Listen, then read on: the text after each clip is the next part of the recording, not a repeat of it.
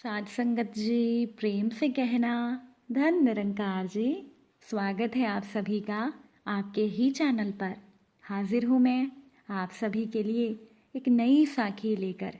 तो चलिए आज की साखी सुनते हैं।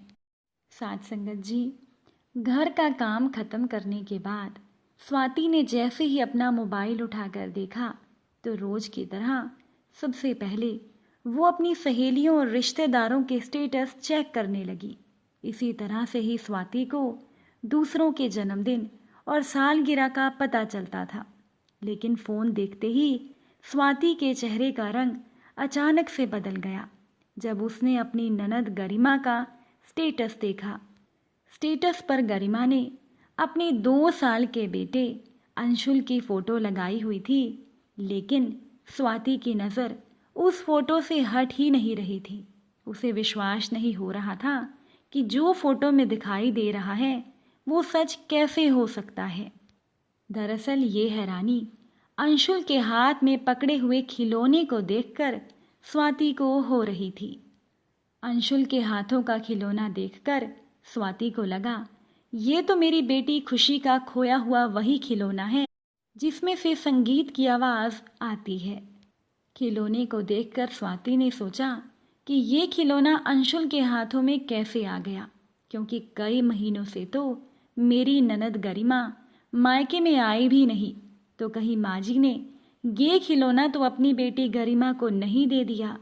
यही शक को ध्यान में रखते हुए स्वाति ने तुरंत ही गरिमा को फ़ोन मिला दिया। फ़ोन मिलाते ही स्वाति ने अपनी ननद गरिमा से कहा कि दीदी, आपका बेटा अंशुल बहुत प्यारा लग रहा है, लेकिन आपके बेटे अंशुल ने हाथ में ये क्या पकड़ा हुआ है? ये तो बहुत ही सुंदर खिलौना है। गरिमा ने कहा, भाभी, ये खिलौना तो अंशुल को बहुत पसंद है।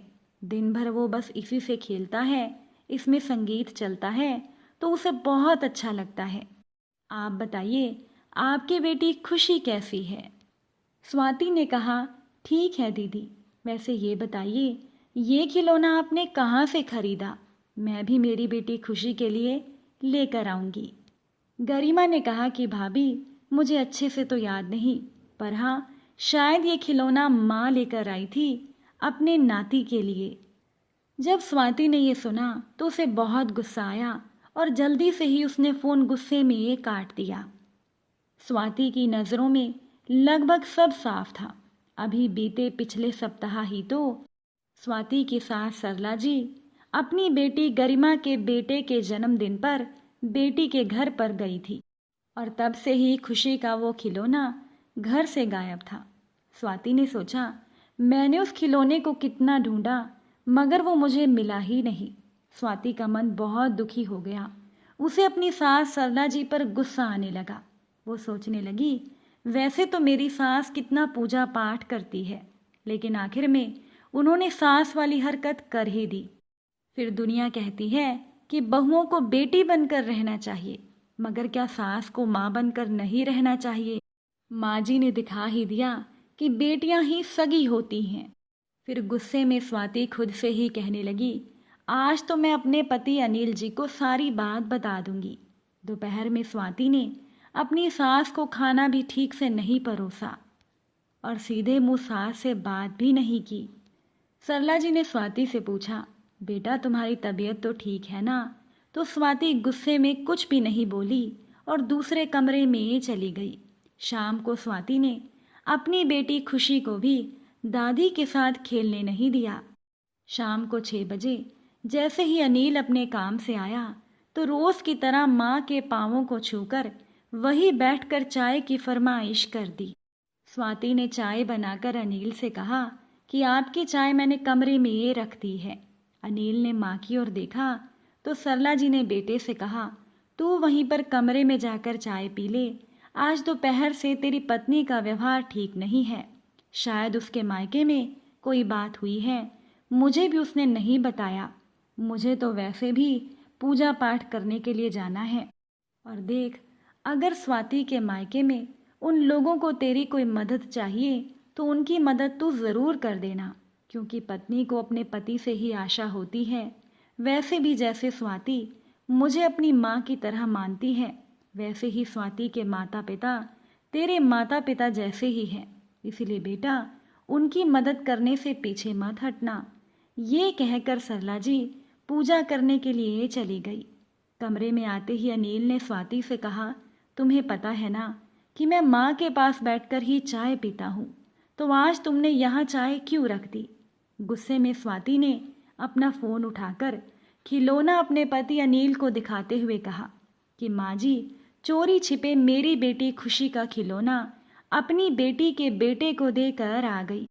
और भी न जाने माँ जी चोरी छिपे बेटी को क्या क्या देती होंगी। ये सुनकर अनिल को बहुत गुस्सा आया। उसने अपनी पत्नी स्वाति को कहा, तुम्हें शर्म नहीं आई ये सब कहते हुए? वो मेरी माँ है, वो इस घर की मालकिन है।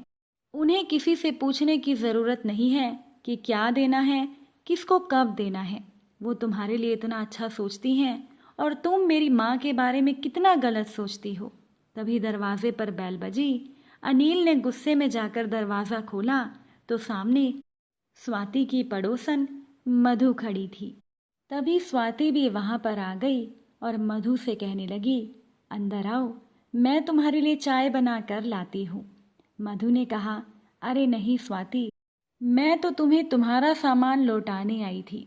दरअसल मैं मायके गई हुई थी, मैं आज ही लौटी हूँ और जब मैंने घर की बालकनी खोली तो ये सामान मिला जो तुम्हारी बेटी खुशी नीचे फेंकती रहती है।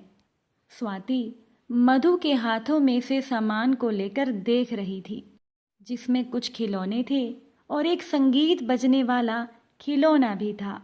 और ये वही खिलौना था जिसकी चोरी का इल्ज़ाम स्वाति अपनी सास पर लगा रही थी। मधु तो वहाँ से चली गई, लेकिन अब अनिल स्वाति को देख रहा था और स्वाति का सर शर्म से झुक गया और उसका मन आत्मग्लानि से भर गया था। उसकी आंखें भीगी हुई थी। उसे समझ में ही नहीं आ रहा था कि इतनी पढ़ी लिखी होकर उसने ऐसी हरकत क्यों कर दी। क्यों उसने नहीं सोचा कि क्या बाजार में संगीत वाला एक ही खिलौना मिलता है? लाखों हजारों एक जैसे खिलौने बाजार में मिलते हैं और इतना जानते हुए भी वो अपनी सास पर शक कर रही थी। स्वाति फूट फूट कर रोने लगी और अपने पति से माफ़ी मांगने लगी। स्वाति के पछतावे को देखकर अनिल ने उसको कहा कि स्वाति, भूल हर किसी से हो सकती है, लेकिन समझदार वही होता है जो संयम से परिस्थितियों का सामना करे।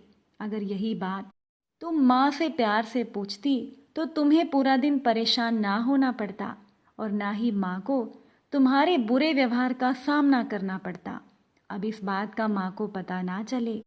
अपनी आंखों के आंसुओं को साफ करते हुए स्वाति ने अपनी सहमति जताई और फिर से वो लग गई अपने घर संसार को एक खुशहाल परिवार बनाने में।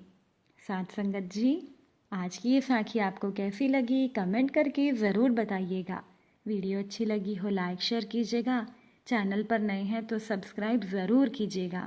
आप सभी से फिर मुलाकात होगी एक नई साखी के साथ। साथ संगत जी, प्यार से कहना, धन निरंकार जी।